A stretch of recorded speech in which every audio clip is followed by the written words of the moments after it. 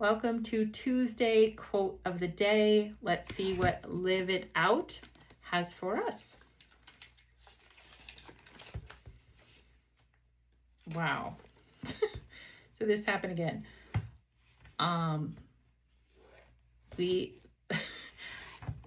So Winston Churchill, never quit. I put the card in. I don't really have any, as you can see, like that's why I do deal the prompts on Sunday, because I want you to see, like, I lay everything out and then whatever pops up.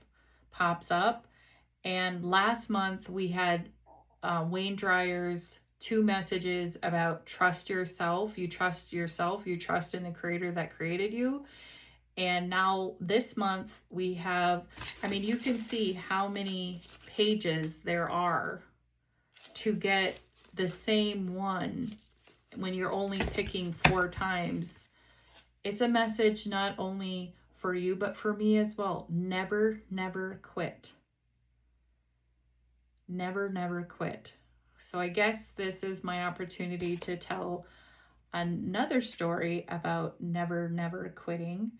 Is when I got home from the halfway house. I had a spiritual experience in 2023. You can go to jenniferrose.biz and you can see my story littered throughout the website. So I won't go into big details of that. You can go and search that for yourself. But the gist of it, I ended up in the mental hospital, lost reality, went into a halfway house because I was forced on medications. I didn't have a place to live or a place that had a person that could verify was forcing the drugs down me. So I had to go to a halfway house, which was very fortunate for me because the people in the halfway house were angels. All of them helped me incredibly get to where I am today. But when I got home and God gave me back everything, the thing with a mental collapse, it's not like you get into I did get in a car accident too, but when you're having mental issues, you're treated differently than when you have physical issues. And the physical issues obviously can cause the mental issues, which it did when I was laid up for 11 years. But you hurt people because of your mental state. And I understand that. And it was hard for me to come back from the halfway house because everybody wanted to deal with what happened to them from the experience.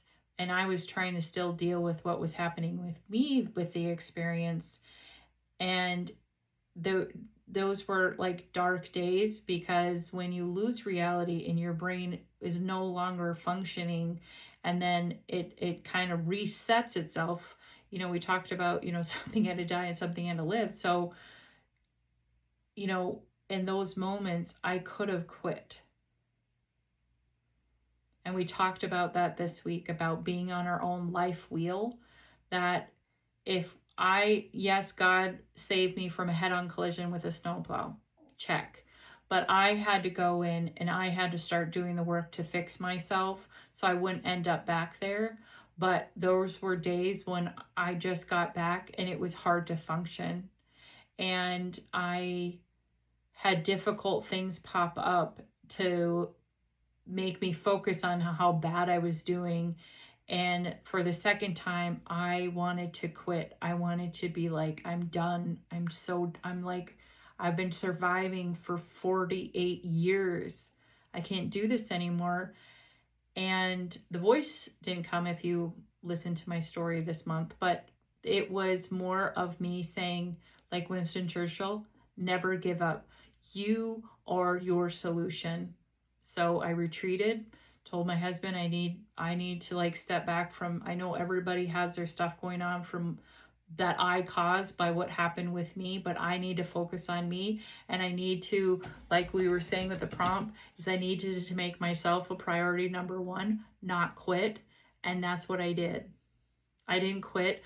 I kept going. I kept focusing on myself. And now I'm here every day doing content on social media, talking about all of this.